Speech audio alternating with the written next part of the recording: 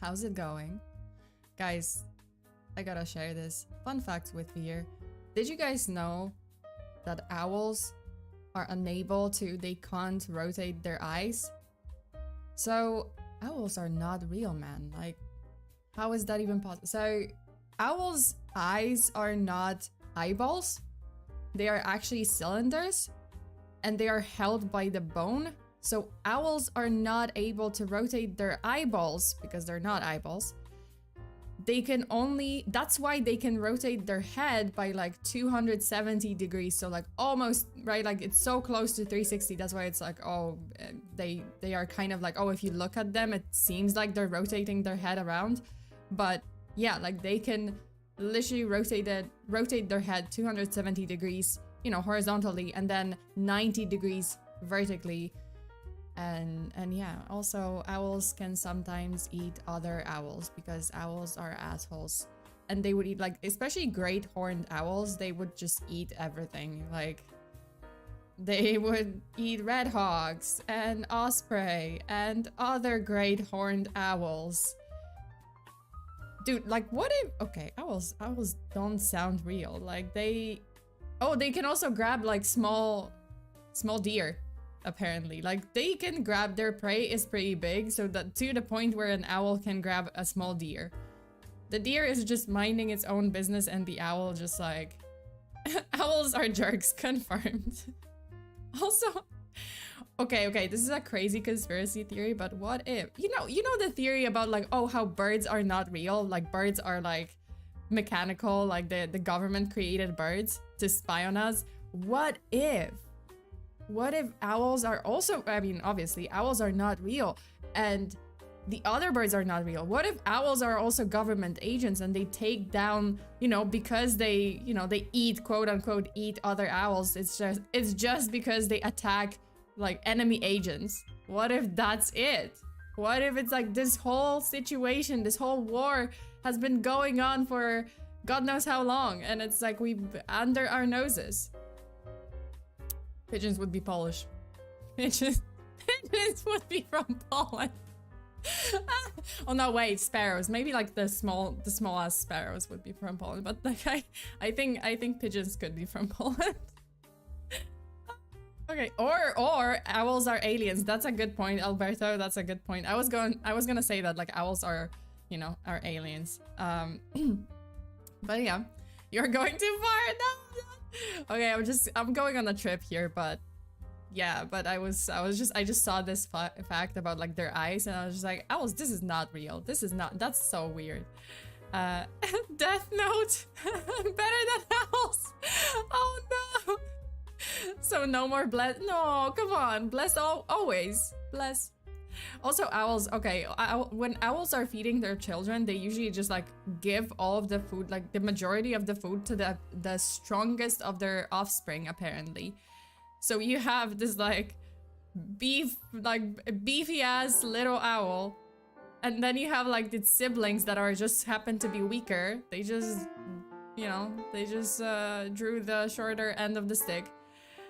And they get like scraps, they get just like crumbs. And this one fucking strongest, you know, sibling gets everything. And then the little ones, the other ones are just like, oh. Oh, that's pretty funny. Okay. So anyway, that's something to think about. Owls are not real, and also owls might be just, you know, aliens. I don't know. Okay, so hello, welcome to the stream. If you tuned in and you heard the fun facts with fear, this is it. You're locked in. You are not allowed to leave this stream, and this is it. Your cue to leave was right then and there, and you missed it, so you have to stay. But hello, hi. If you're new here, I'm FEARSONA. You can call me Sona, and I'm your friendly neighborhood true crime VTuber, here to give you full body chills. And today, we're talking about a book. And we're gonna actually, like, I'm just gonna switch it back to, I mean, that's great beginning, great opening. Actually, before we begin, I just wanted to let you guys know that this is the last stream of the week. I will be taking like a day or two off to prepare for the next week of spooky streams. And then we're gonna be back on schedule. So probably the next stream's gonna be like Wednesday-ish. We'll see. Okay, let's just get right into it. So one book, 75,000 disappearances. But this story doesn't start with the book. It starts with a woman named Lori Erica Kennedy. So Lori met her husband, her future husband, John Blakely Blake Ruff, at a Bible study in Carrollton, Texas in 2003. And they were infatuated with each other from day one, and soon they started dating, which eventually led them to getting married. Despite their love and their close relationship, Blake noticed that Lori was not one to share a lot about her past or her family. Things got a little strange when they decided to get married, and Blake's mother, Nancy, she mentioned placing a wedding announcement in the local newspaper, which seemed to have freaked Lori out. Like, she didn't want the announcement. She didn't want a ceremony. She didn't want any celebration. She simply wanted to elope, just the two of them. Also, by the way, Shai, thank you so much for 5 gifted memberships. Congratulations to everyone who got the membership, and I appreciate it.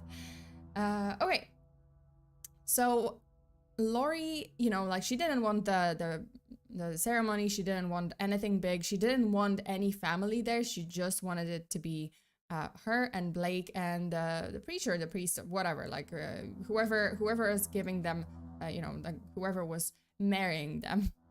So Blake didn't mind. He was in love with Lori and he just wanted to marry her. And if her wish was to get married quietly with only the preacher present at the ceremony, then that's what they would do.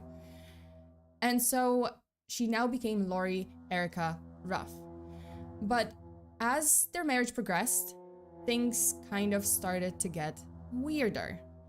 Because Lori would generally avoid talking about her side of the family.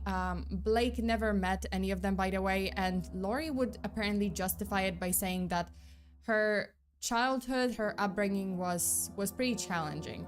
And she said that she was born in Arizona, that both of her parents were dead, and that she was an only child, so there wasn't anyone really to meet. Blake didn't press her any further. He just accepted that the woman he loved wanted to leave the past in the past. And as their romantic union continued despite Lori's secrecy, they decided to have children through IVF treatment because of Lori's issues with fertility. She was just having trouble, and eventually they decided on IVF treatment in 2008, and soon their daughter was born.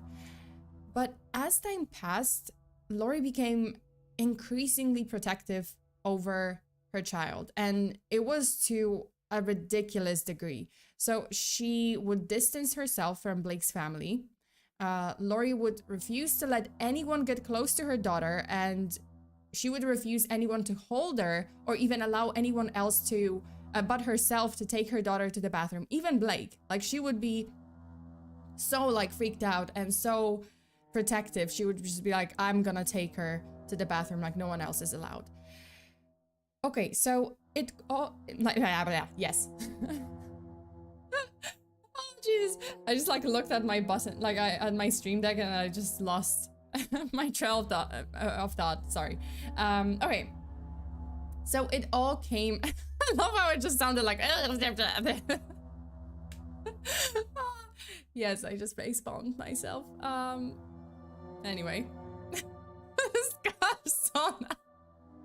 I'm sorry. Sorry, not sorry. You guys are, you signed up for this. It's fine. It's fine. Just ignore weird sounds when I just fumble. She tried to scat. Cat got your tongue? No. An owl. Fucking owls are after me. You guys signed up for this, okay? Never mind. You're here for me talking about true crime and maybe part-time DJing or something and just doing beatbox. Okay. Okay, so it all came to a head when Lori straight up banned her in-laws from seeing her daughter or having any contact with her daughter. Lori and Blake's marriage eventually crumbled, and Blake sought divorce. He filed for divorce in 2010, while Lori won custody of their daughter. And after their separation, Lori exhibited mental instability. She was partaking in alarming activities such as stalking and theft. Her behavior escalated to alarming levels, especially when it comes to her child.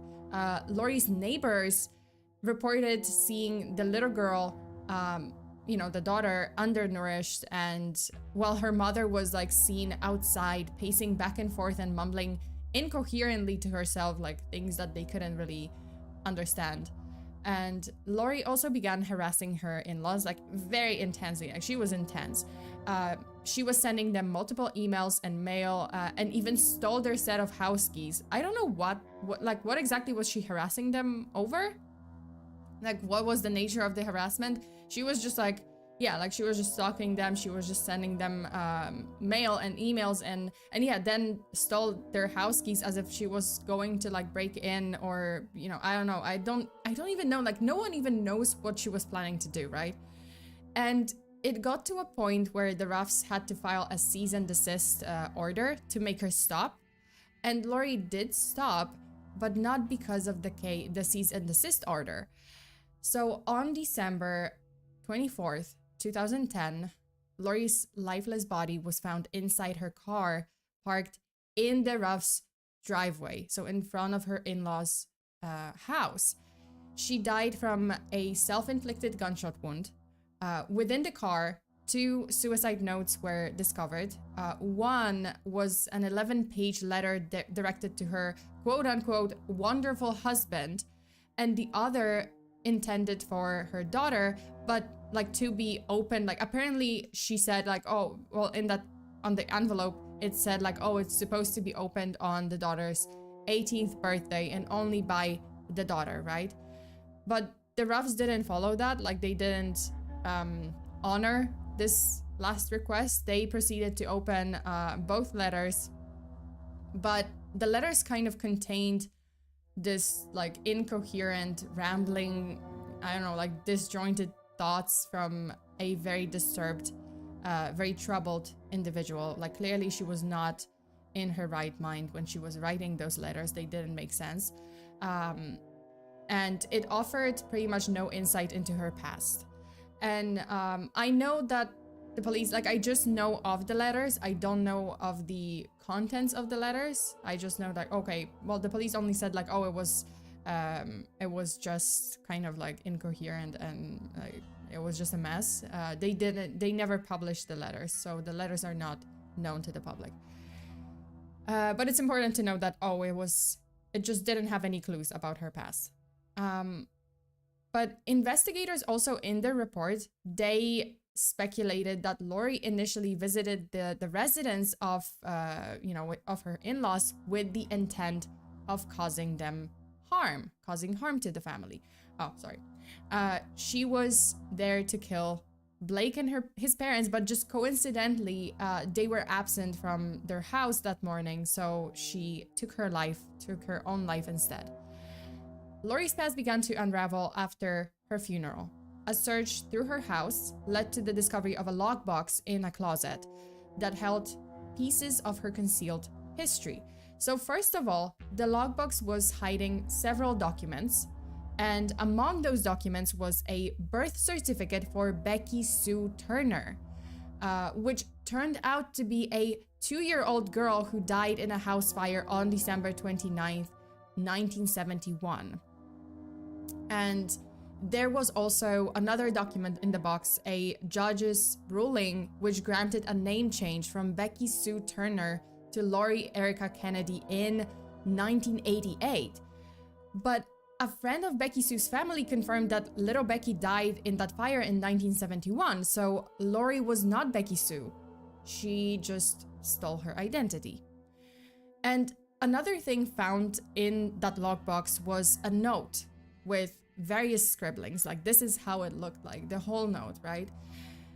But if you look closer, at those scribblings, there were things like North Hollywood Police, and then 402 months, which could refer to the length of a jail sentence. And then there was also the name Ben Perkins, who turned out to be an LA attorney. So he was an attorney in LA, and you know, this could mean, like, was Lori on the run from the law enforcement? Did she commit a serious crime and she was trying to avoid prison time? Was she trying to contact an attorney? But when detectives contacted Ben Perkins, they discovered that he had never heard of either Lori Erica Kennedy or Becky Sue Turner. Moreover, Perkins was marketing his legal services to LA's African-American community, so Lori wouldn't exactly be in his target clientele. The investigation continued, but every step of the way, it created more questions than answers. Lori couldn't be found in any database. Her face was not in the system. Her fingerprints were not in the system. The degree to which Lori concealed her identity and stayed under the radar, because no one knew who she really was, like, right? Lori or Becky, she wasn't either of them. So the degree to which Lori hid her true identity actually prompted the authorities to believe that she must have hired a professional identity broker. This is like a quote unquote identity broker. So someone who specializes in hiding someone's identity and erases them from the system, right? It must have been done by a professional. Like, there's no way. This was a random woman from Texas, from Arizona apparently, but then she had like no paper trail besides those fake identities. So eventually, an investigator for Social Security Administration specializing in identity theft, his name was Joe Velling, sorry. So he gets on Lori's case, and he was actually not able to trace back Lori's activities beyond 1986. So he was able to trace it back to 1986, all her identities, and, well, I mean, the two identities, right, and her movements. But before that year, Lori Kennedy or Becky Sue Turner didn't exist. So this guy who specializes in identity theft for Social Security Administration, he hit a wall. He did not have anywhere else to go. Like, he was just like, I have no clue. I have no leads. I have no, like, nowhere, like, nothing else to do here. Like, I don't know. So when he hit that wall, Velling decided to publish Lori's case. He was desperate. He was just like, okay, well, the only thing I can do is publish this case in an article in the Seattle Times, and this was in June 2013. And he was thinking, like, okay, this might catch attention to either someone who knows Lori's true identity or someone who could help me figure this out. She really covers her tracks well. Yeah, oh, you have no idea. And this is just the beginning of this case. And this is not the only case. And I'm gonna get to how does this lead to a book. I don't really follow myself. The first time I was, researching this case, I did not follow. I was just like, what is happening? Where does this end? That would make sense. Yeah. So, like, he was trying to, like, the last resort. So he's trying to ask the public. So is this still Death Notes? I mean, is it? Is it Death Note? Well, you'll see. If you stay until the end of this case, you will find out. How does this connect to a book? Death Note. Maybe not Death Note. All right. So he publishes the case in the Seattle Times in 2013, and he hopes that, hey, maybe someone out there knows something about Lori, they can help me out. So that is when Colleen Fitzpatrick, Dr. Colleen Fitzpatrick, and you might actually know her because I think she was also in the Somerton Men case that I covered on this channel. So Dr. Colleen Fitzpatrick is a former nuclear physicist. You can't get cooler than this. Former nuclear physicist who later turned to forensic genealogy. Is that how you say it? I don't know. But like, she forensic studies, forensic science, right? You can't get cooler than this lady. She solved so many cases. She helped solve so many missing persons cases, so many Jane Doe, John Doe cases. Oh my god. She's gonna come up with she's gonna come up in my streams a lot because she was in a lot of those like infamous or famous huge cases. So yeah, she cool. This lady is cool. You can't like her level of coolness is just beyond the stratosphere. Okay. So Dr. Fitzpatrick began working on Lori's case and requested a DNA sample from Lori's daughter, which she then submitted to 23andMe. Like she also created the database of like she was kind of like the first. Well, I mean, I'm saying 23andMe, but she was actually like the first person to kind of like create those databases or like start using the genetic material as in a database to make those like connections between distant relatives. So Colleen found out that Lori's daughter, and therefore Lori, had 2 cousins in Pennsylvania, completely unrelated to the Ruffs. Like no one knew those people, and plus they were from Pennsylvania, and Lori claimed that she was from Arizona, right? So Joe Velling flew out to Pennsylvania to meet the potential family. I think their name was the Cassidys. So upon seeing Lori's picture, the family identified her as Kimberly Maria McLean. Apparently, Kimberly left her parents' home in Pennsylvania in 1986. Coincidentally, when Joe Velling lost track of like her movements, right? 1986. So she left her home in Pennsylvania in 1996 at the age of 18 and severed all contact with her relatives. Also, Fabian, holy why? What? Are you sure? Thank you so much. I'm sorry. I'm sorry. I think I'm just having a little. My heart feels weird. Okay. I'm just having a little stroke. I'm sorry. Oh my god, Fabian, thank you so much. What the? Why? Are you sure? Can I like? Is that okay? Is this okay? Thank you. Come on. This ain't the first. I know. This ain't the first time I did. I know, but every time it just gets me. Same with like IDK Bacon, where it was like another huge. I know you've done this. Like Fabian has done this a couple of times. Every time it gives me a mini heart attack. But yeah, thank you so much. Thank you so much. That's very generous. You can let me know if you want it back. You know, by the end of the stream. You know, because I don't know. Is this okay? Okay. Wait, because I lost my trail of thought. Okay. Is it trail of thought or is it train of thought? I think it's train of thought. Never mind. Me and phrasals. Okay. Okay, so Jesus, I lost it. Yeah, so the family identified her as Kimberly McLean, and she left her home and her hometown in Pennsylvania in 1986 at the age of 18 and severed all contact with her family. And then 2 years later, in 1988, as a Jane Doe, Kimberly, aka Lori, aka Becky, she obtained a copy of Becky Sue Turner's birth certificate from Kern County in California. And that same year, using that document, she also got an Idaho ID card, becoming Becky Sue. Then, on July 5th, 1988, she legally changed her name to Lori Erica Kennedy in Dallas, Texas, and later applied for a new social security number and a Texas ID card as Lori Kennedy.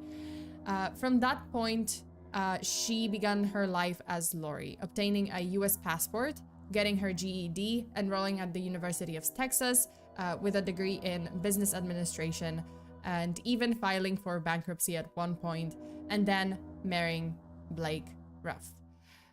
So despite unraveling some truths, Lori's ability to hide in plain sight, because this was incredible, like her ability to hide in plain sight created numerous unanswered questions yet again. what were her motives, what motivated her behind, like, to hide her identity and just behind all those identity shifts. Was she involved in some undisclosed illegal activities? Was she involved in some crime that caused her to go into hiding, to, I mean, that she felt that she had to go into hiding? And most of all, how did she manage to commit such a sophisticated and complex identity fraud on her own? But was she really on her own? See, Lori's case brought attention to other strangely similar cases. On July 30th, 2002, the body of a 65-year-old Joseph Newton Chandler III was discovered in his apartment. It appears that he had died from suicide and remained undiscovered for a week, which led to his body being very badly decomposed. Due to the body's condition, collecting fingerprints was impossible, but what puzzled the police most was the fact that no usable prints were present in his apartment. This is actually a picture from his apartment. So aside from, his body, which could have been used for fingerprints, there were no other fingerprints in his apartment, and then the body also got decomposed, so they couldn't use it for fingerprints. Does it involved with the book? Well, I mean, we still have a couple of cases to cover, so you'll see. At the end, I'm gonna connect all of this to a book, and you'll see why. Okay, so according to the investigation, Joseph purchased a .38 caliber Charter Arms revolver only a few months earlier, before his death. The weapon which he then used to take his own life. Now, this is not that weird. What was weird is a calendar found inside his apartment. So the calendar had each and every day leading up to the date of his suicide meticulously crossed out. Now, this in itself, again, might not necessarily mean anything, but it was later discovered that Chandler had recently been diagnosed with colon cancer, and this diagnosis may have been the reason for this, drastic decision to end his life, or was it something else? So, while the case seemed very much clean-cut at the beginning, at least, problems started when authorities found out that Chandler had a hefty sum of $82,000 in his account. Now, why is that a problem? See, Joseph lacked a will. He didn't have a will, so the authorities needed his next of kin, right? Any relative and anyone who can take care of his affairs, right? But before his death, Chandler lived a reclusive life in Eastlake, Ohio for over 2 decades. He had no known relatives or close associates. Like, he didn't really have friends in the area and lived alone in the apartment. He was described by neighbors as a very quiet and reserved individual who mostly just kept to himself. Now, here's another plot twist. Here's the plot twist. Joseph's emergency contact was supposedly his sister, Mary, right? But the address listed next to her name turned out to be an empty parking lot. There was never a house, an apartment building, or anyone named Mary in that area. Oh, Jesus, sorry, my phone! Hold up. Okay, give me a moment. I just gotta like take this out of the room and turn it down.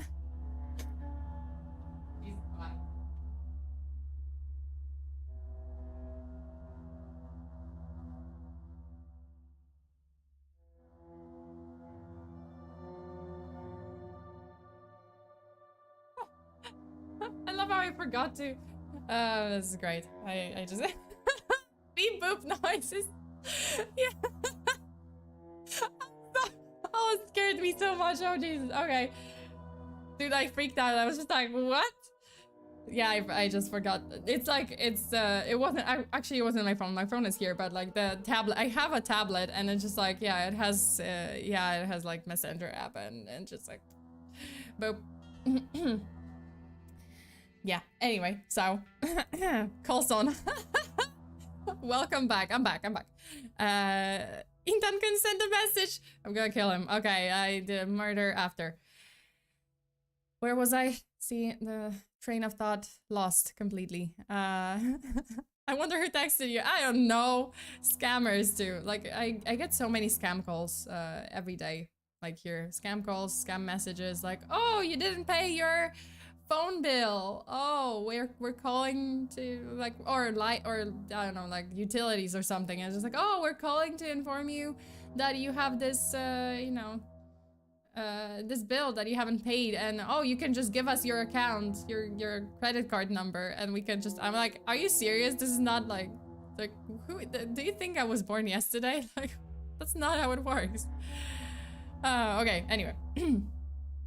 Yeah, like when it gets annoying, I just like pick up in Polish and they don't know what to say, so. Intan-kun had just recovered from his last death. He's like Deadpool. It's okay.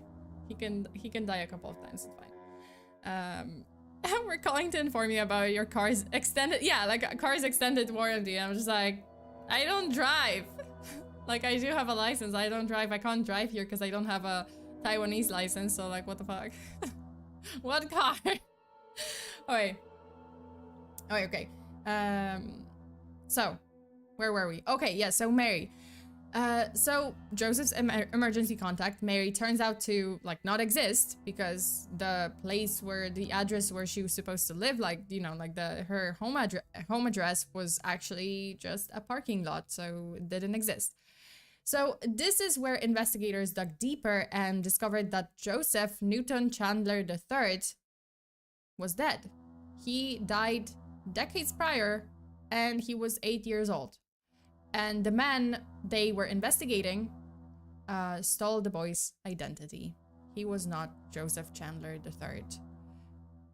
In order to obtain a usable fingerprints and DNA sample to identify this man, they tracked down, like, for some reason they were not, well, I mean, yeah, like they were not able to obtain his DNA, like usable DNA and fingerprints from his body because it was decomposed, and then no DNA or fingerprints were found in his apartment, right?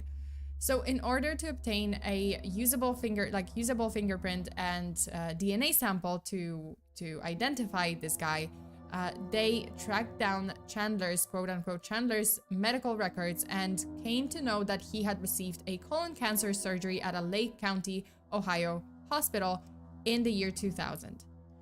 However, even with these samples, they were unable to find this man in any database. He didn't exist. He remained a John Doe for the next decade because there was no paper trail. Before him being Joseph Newton Chandler III, he did not exist.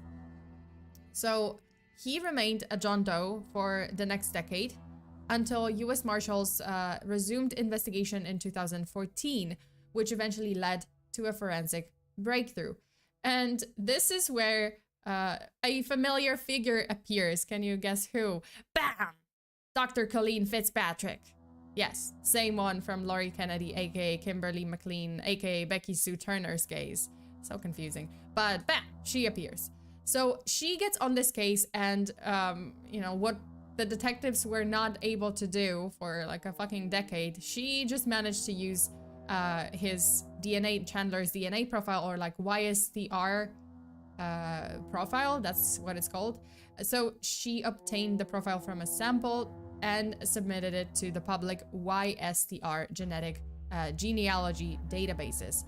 And soon, Joseph Chandler's real identity was discovered, and he turned out to be an engineering draftsman from New Albany, Indiana, named Robert Ivan Nichols. So Nichols' history revealed that he was a World War II veteran born in 1926 and passing at the age of 76 as Chandler.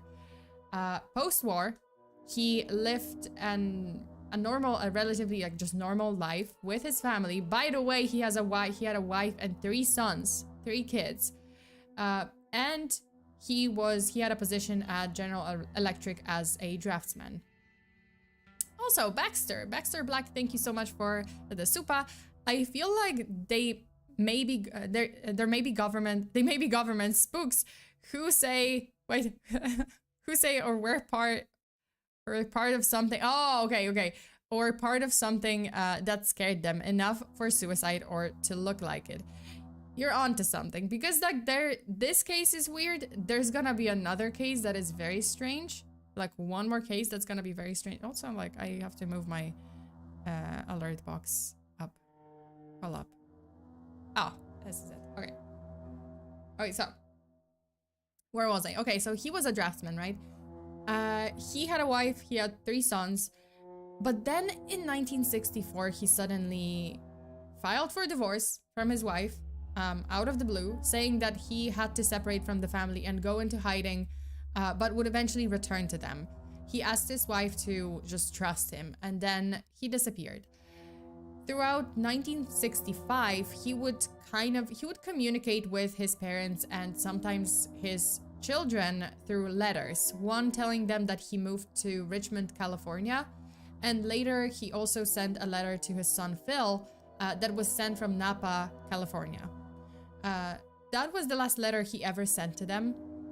His family reported Nichols missing that same year, 1965, but they never found him.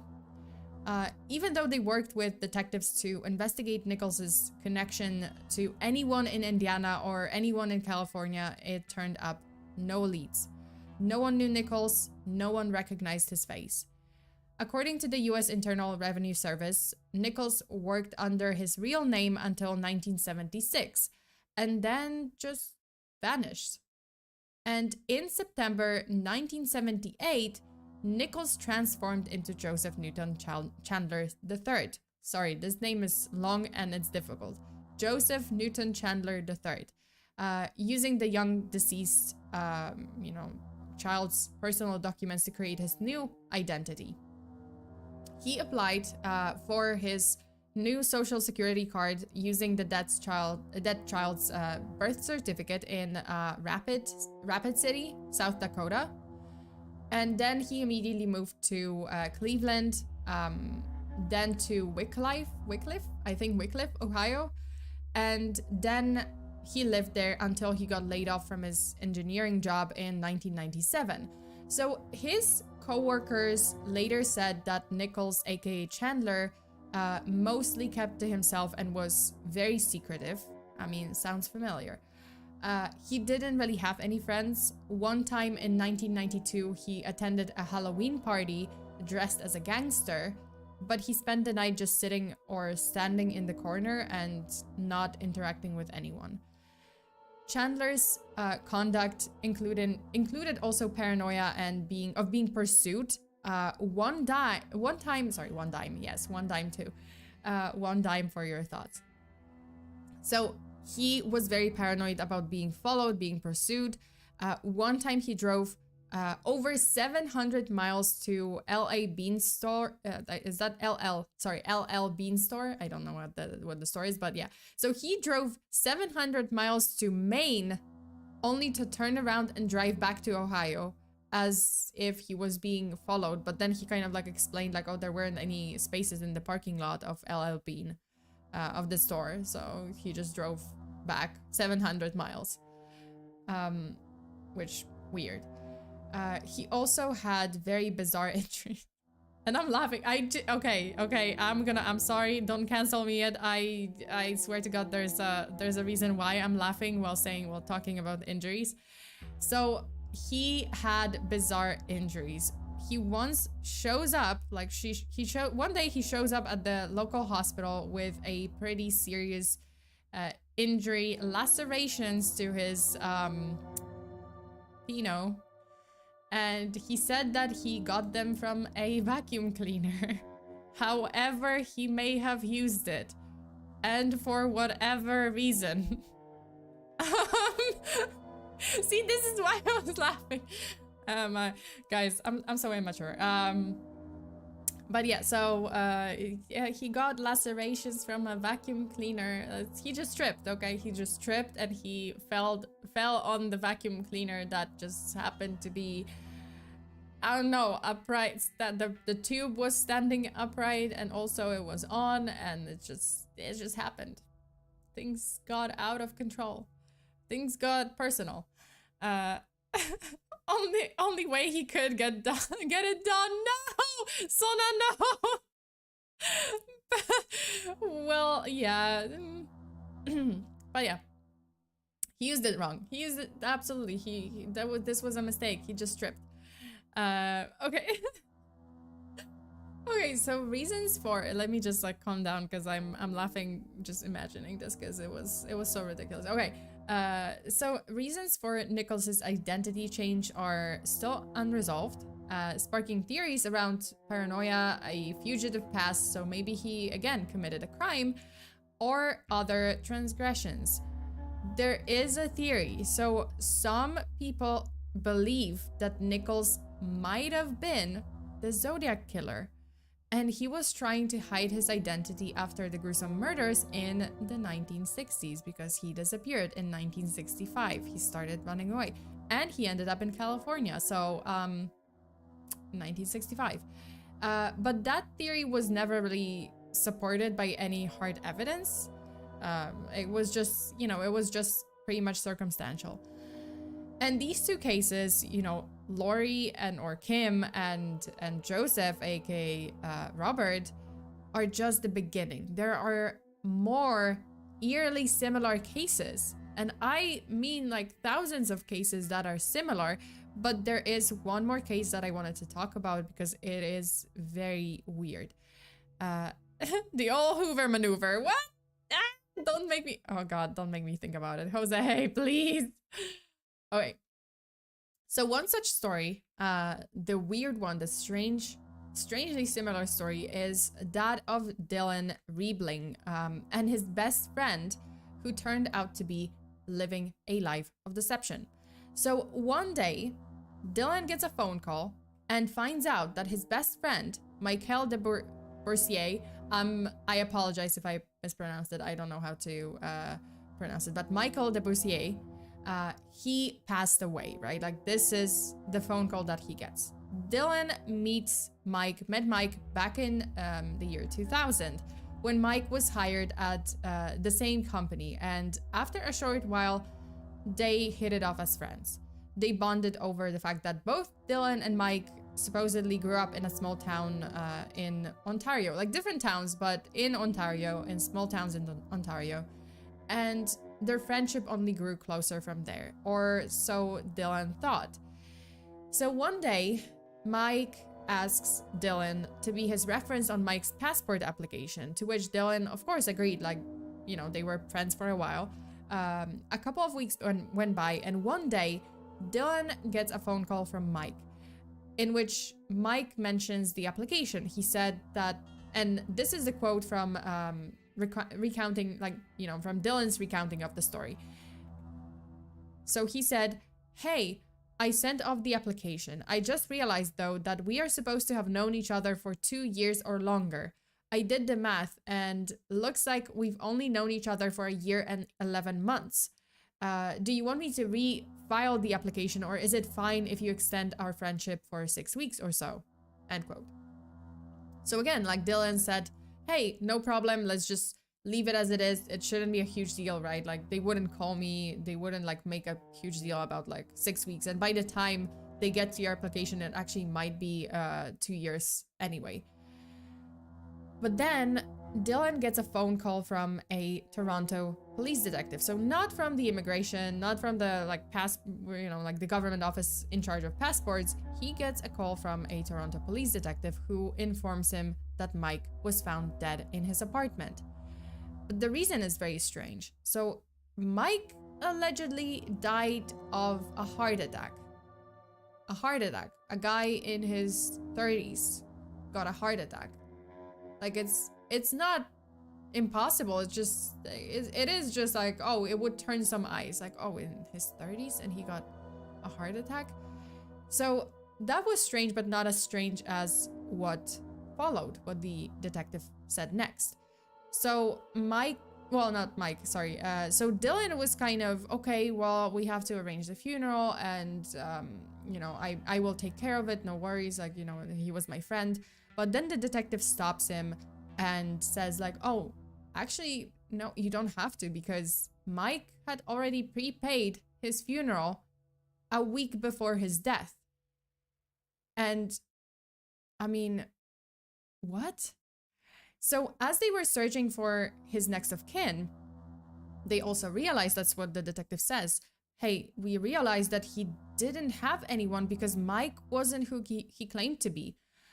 Among his belongings, police found fake documents like a fake high school diploma and a university degree that was also fake. They couldn't find who Mike really was, but Dylan didn't give up. You know, Reibling devoted years and years to methodically following leads, scouring public archives, reaching out to local and provincial law enforcement agencies, funeral homes, former acquaintances, and potential family members. Eventually, he even enlisted the services of a private investigator, all basically in order to uncover the truth about his friend, whom he refers to simply as Mike, even though he had no idea who Mike really was now. So years after the police discovered that Mike's identity was fake, an online newspaper clipping revealed a startling piece of information.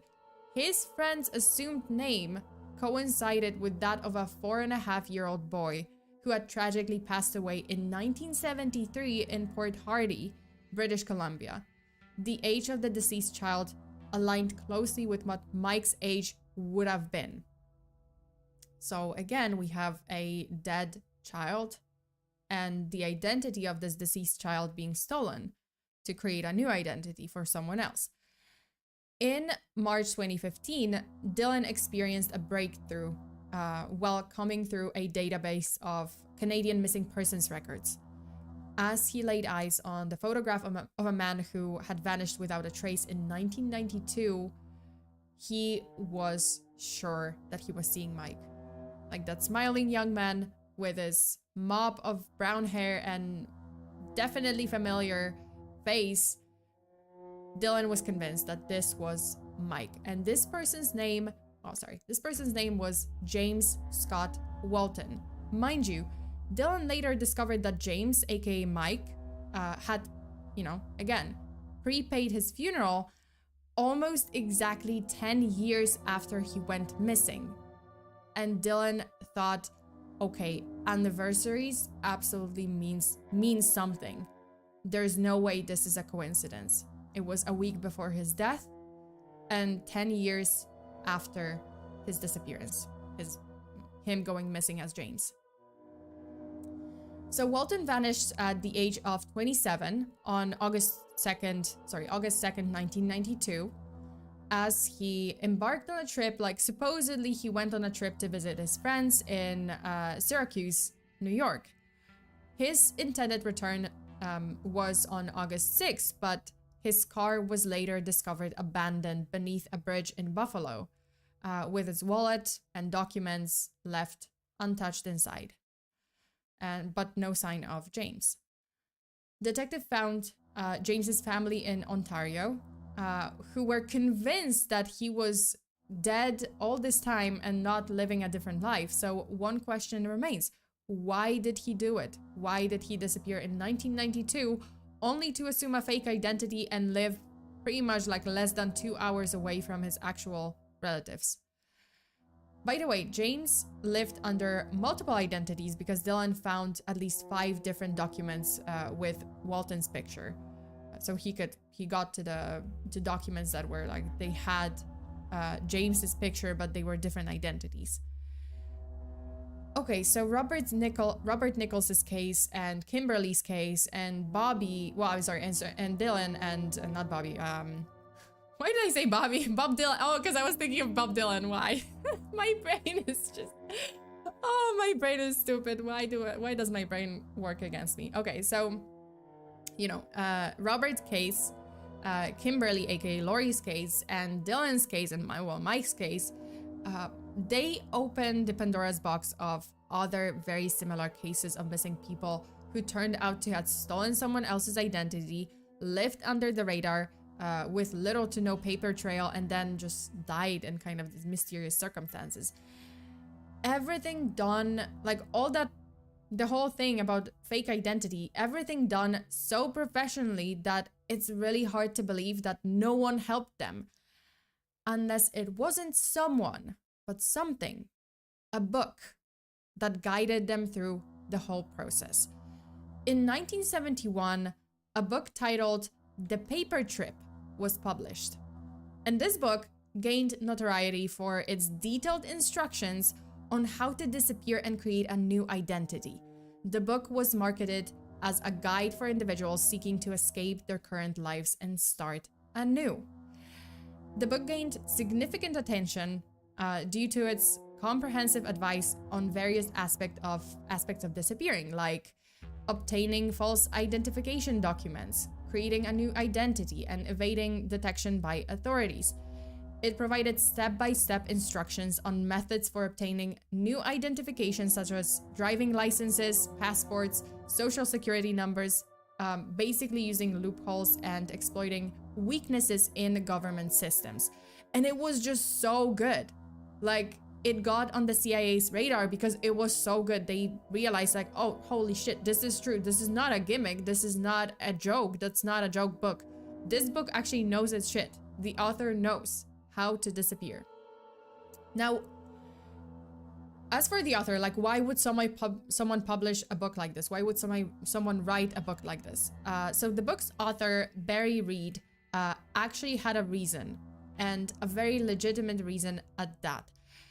He wasn't a bad guy. Like, Barry Reed is not a bad guy. He actually had a good reason for creating this book. So the book, according to Barry, because there's an interview with him, so the book was intended as a resource for those seeking to disappear for legitimate reasons, such as escaping abusive situations or avoiding unjustified persecution. Barry also mentioned that some individuals that avoided being drafted, they wanted to avoid being drafted into the Vietnam War because they genuinely thought that the war was simply wrong. So they used his book in order to disappear and avoid being, jailed, imprisoned later on for avoiding the draft. Unfortunately, the book also attracted the interest of individuals with not so noble intentions, such as criminals looking to evade law enforcement, or someone who was seeking to escape financial, like debt, like someone who was in debt and they were trying to escape financial obligations. So the book's connection to 75,000 disappearances is often cited as an example of its potential influence on individuals seeking to vanish without a trace. However, it's important to note that this figure is largely anecdotal and lacks substantial evidence. The exact number of disappearances attributed to the use of the paper trip remains unclear, and it's challenging to determine the book's precise impact on such cases, but it is said that it could have contributed to thousands of disappearances. And, well, I mean, there's a reason why the CIA got on it, and the CIA, the FBI got on this and claimed that, hey, this book is kind of it's dangerous, it shouldn't be allowed to be published. Still, there's definitely an unsettling possibility out there that identities may be more frequently fabricated than we think. So the next time you meet someone and you think you know them, think twice, because maybe they read the book. Okay, that's it. Did you guys like the case? I'm sorry, I'm still thinking about that vacuum cleaner. My brain works in mysterious ways. Oh, why? Sona with the paranoia booster. Hey, I am proud of myself because the ending of the case was chef's kiss. I'm so proud of myself. I thought I would fumble. No, this is the real ending of the stream. That's the real deal. I was just worried that I'm gonna fumble at the end and ruin the atmosphere. Hey, We loved it. Hey, Andrea, thank you. Rune, okay. But the 3 cases you highlighted all ended in unexplained deaths. I mean, yes, but there's also, like, so yeah, unexplained deaths. So the question is, were they all running from the same thing? And they were using the same book to hide their trail? Like, was this book kind of like an integral part of whatever they were doing or running away from? But yeah, I nailed it. I don't think that's the right way to use a Roomba. No! Stop it! Tenshi! Hi, Chad! Hey, Siemanko-sona, hi! How's it going? Jak leci? Jak tam leci? I know I sounded weird. Jamie, thank you so much for being a member for 11 months. Is the vacuum cleaner a part of Sona now? No! Bless your heart. No. Also, Dorothy, thank you so much for the super. The book is 1 fish, 2 fish, red fish, blue fish. Or 2 plus 2 equals fish. Okay, this one I failed it. Wait, please tell me which books they are and the name of the portrait. That way I know never to buy them. Which book? Oh, I mean the paper trip. That's the name of the book. 3 cases with unexplained deaths and a man loving his. You guys are so immature. It all ties together. Vacuum Sona, why? My friend asked me to use my vacuum. Tell them no, get out. Get out, don't touch my vacuum. Okay, do not touch my... I'm just gonna tell you guys right now, I'm not gonna let anyone touch my vacuum, so... Get away from my vacuum cleaner. I actually have 2 vacuum cleaners. One is like the industrial one. Because, yeah, like I was... at the time when like I was painting my apartment, like there's, you know, a painting job done. Was being done, and yeah, like there was, you know, I needed for like dust and all the, you know, all the like construction dust and stuff, I needed an industrial vacuum cleaner. I have the one that's like super strong.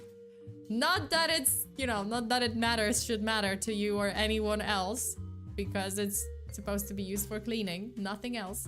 But just so you know.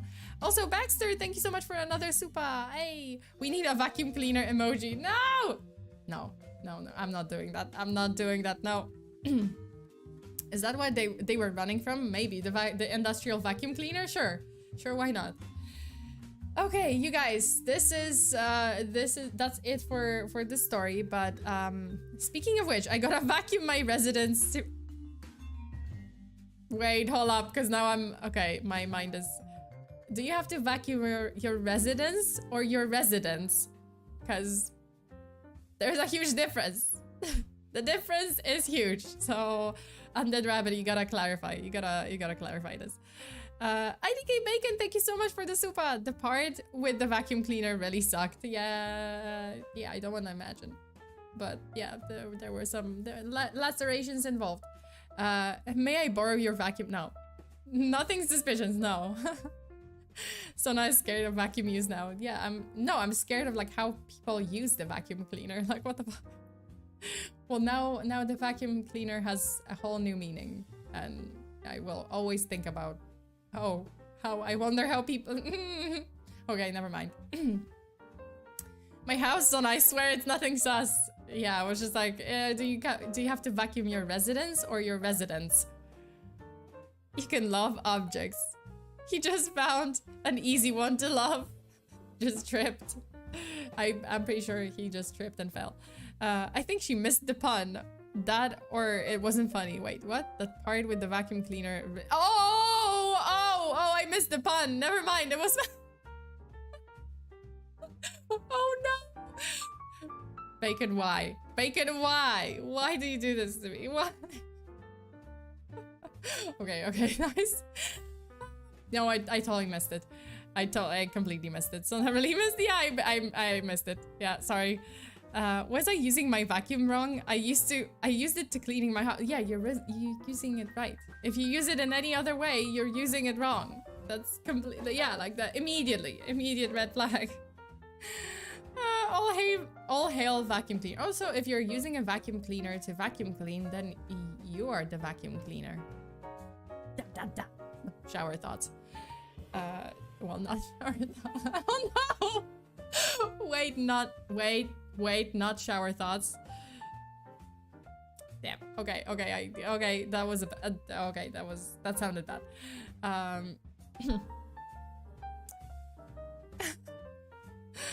Where are you gonna spend the Easter? Oh, I'm just staying in Taiwan. I'm not going to Poland for Easter. I went to Poland. Come on, guys. Okay, diverting. Okay, okay. Changing topics. I was in Poland for Christmas, so I'm staying in Taiwan for Easter. Shower thoughts. Let's go now. Why do you have few vacuum cleaners, Sona? It sounds really so. I have two, because I needed the industrial one for, I swear to God, for like when it was like the place was being painted, and it was like, you know, all the dust and stuff and everything. Yeah, I swear. Because, you know, like they were sandpapering they had to sandpaper the walls and stuff for like to paint them later. I don't know, there was dust. I don't know much about construction. I don't know much about painting walls. So they had to sand it. Sandpaper, I guess sand it, like just sand.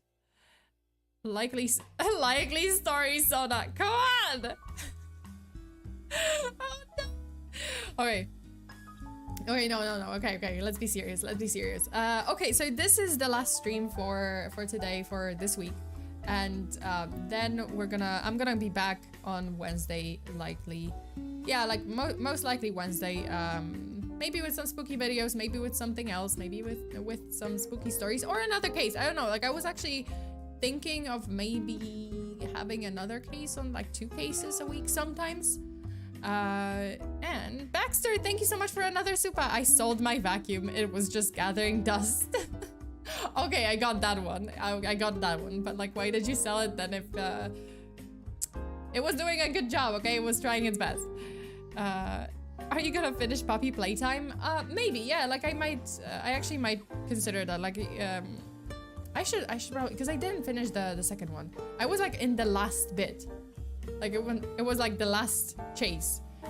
So I might finish it this week, or I might do puppy playtime 3, the third one, the third chapter.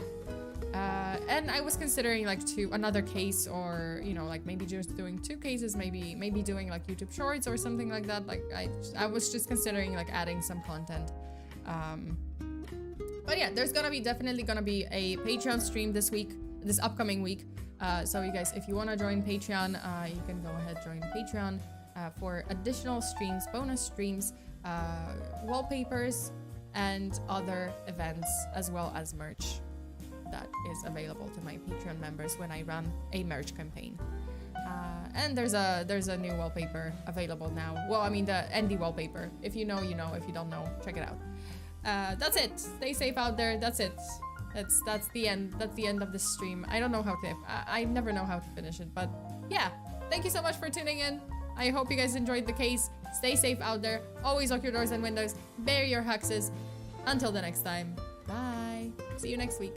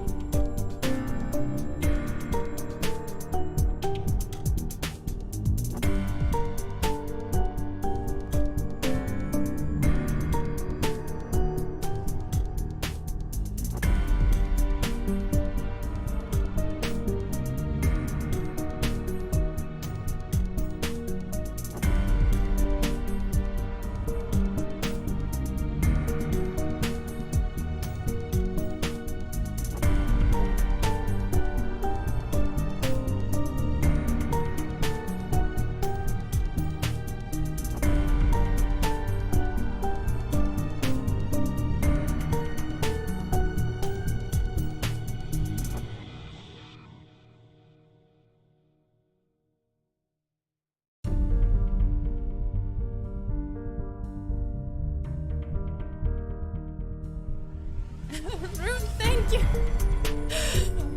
okay, I almost ended the stream, but hostage time. Thank you so much. The owls are watching you, Sona. You guys, another fun fact to divert from the owls. Did you guys know that Australian cats, an average Australian cat eats more fish per year than the average Australian person? You are welcome. Cats eat a lot of fish in Australia. That's it.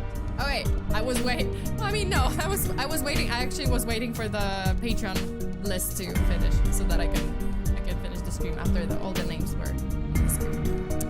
That's it. You got you exposed me. Okay, you guys stay safe. I'll see you next time.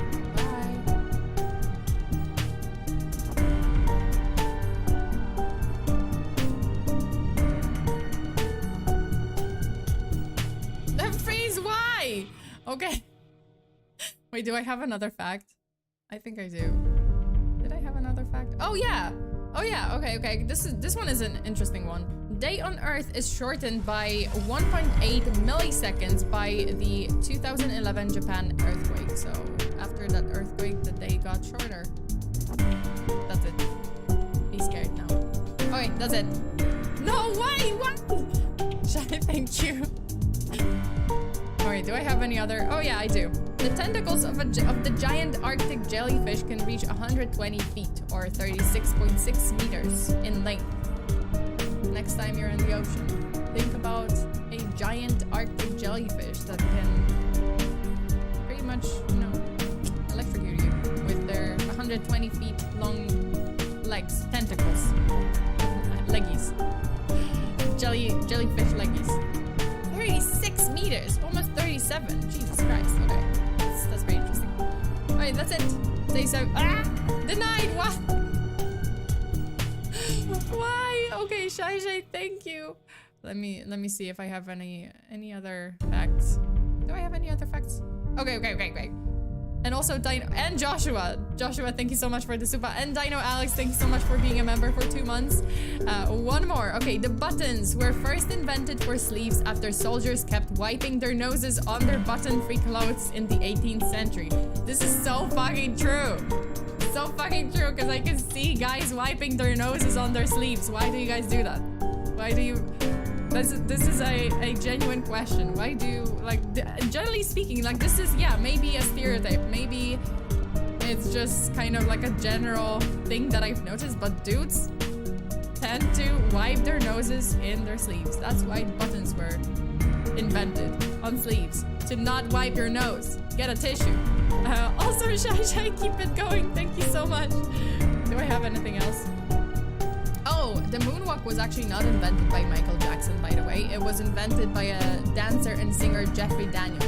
So he pioneered the dance, and then Michael Jackson kind of got it. Freedom of speech!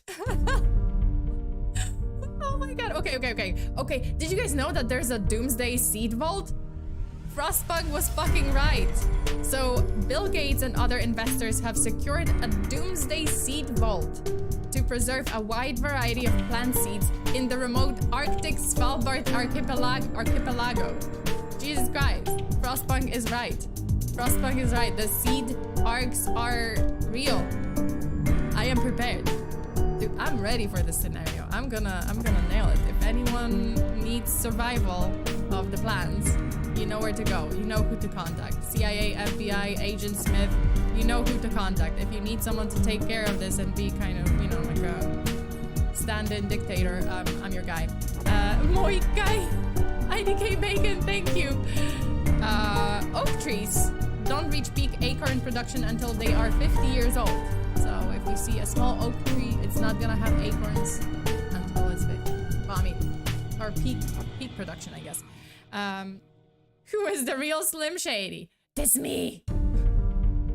Also, okay, another fun fact. One more. Okay, this is the last one. I swear to God.